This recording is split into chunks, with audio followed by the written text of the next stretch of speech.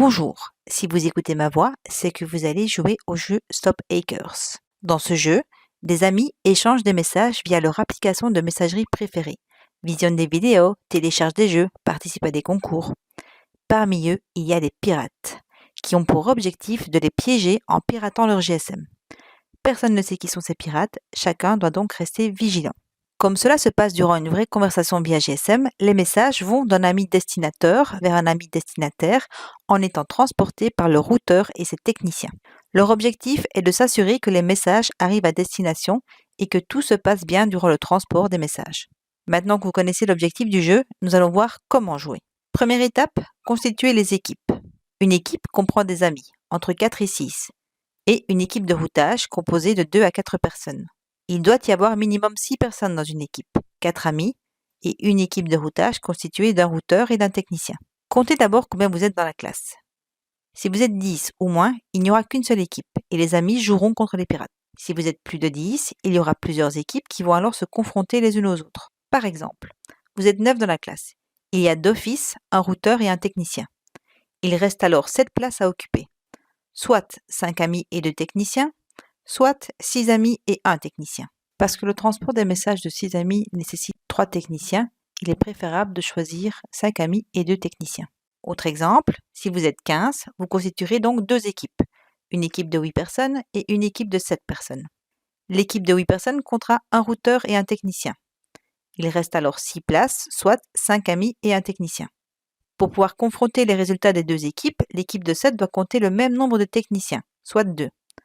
On complète alors l'équipe avec un routeur et 4 amis. Maintenant que les équipes sont constituées, nous allons parler du matériel nécessaire pour jouer. Chaque ami d'une équipe doit se choisir un personnage parmi les 6 disponibles. Chaque personnage a un profil qui est décrit sur une petite carte et qui doit rester secret. Lisez-la et gardez-la loin des yeux des autres joueurs de votre équipe. Chaque personnage dispose également d'un plateau représentant des GSM, les GSM de chacun des autres personnages du jeu, et un GSM dédié aux messages ayant un destinateur inconnu. Les messages sont des petites cartes. Elles disposent d'un liseré de couleurs permettant d'identifier le destinateur. Chaque personnage a une couleur qui lui est dédiée. Le message d'un destinateur inconnu est encadré d'un liseré gris. Les messages disposent également d'un code numérique permettant de les identifier. Ces messages vont transiter d'un ami à un autre. Chaque ami dispose d'enveloppes pour les envoyer. Par exemple, Alice peut envoyer un message à David. Il suffira au routeur de lire l'étiquette de l'enveloppe pour le savoir. David recevra alors le message d'Alice et pourra le placer sur son plateau sur le GSM d'Alice. Une fois placé sur son plateau, David doit se décider. Est-ce qu'il visionne ou télécharge ce qu'Alice lui propose? S'il décide que oui, David va noter sur son carnet le code du message.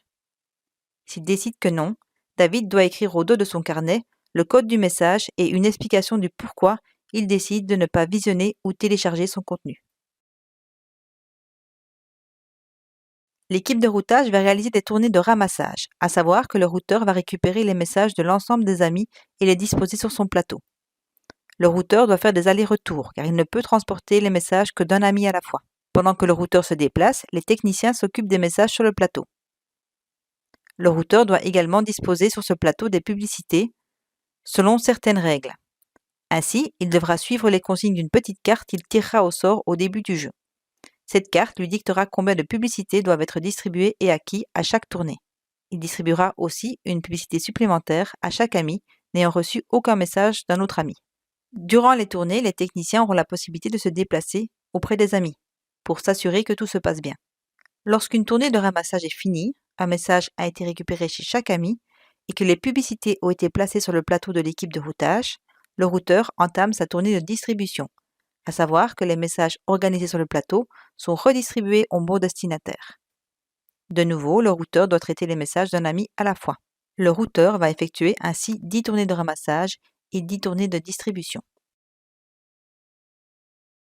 Attention, les amis ne peuvent envoyer qu'une enveloppe par tournée, et cette enveloppe ne peut contenir qu'un message. Elle peut en contenir 2 si l'un des 2 messages est un message publicitaire ou un message transféré.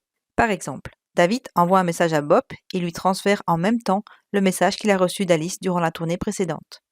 Parce qu'il s'agit d'un message transféré, David a le droit d'envoyer 2 messages durant la même tournée. Chaque ami doit compter le nombre d'enveloppes qu'il envoie, car l'équipe de routage aura bien trop de travail pour s'occuper de les compter. Marquez une petite ligne sur votre carnet. C'est facile et ça permettra de ne pas se tromper. À la fin des 10 tournées, les points seront comptés. Chaque ami rapporte un point à son équipe par contenu dont le code a été écrit sur le carnet, parce qu'il a été visionné ou téléchargé. Il fait perdre un point à son équipe si ce contenu était piraté. Les attaques des pirates rapportent également des points. Si vous jouez à plusieurs équipes, les scores sont calculés pour chaque équipe et c'est l'équipe qui a le plus haut score qui gagne, tout simplement. Si une seule équipe est en jeu, c'est amis contre pirates. Bonne chance à tous.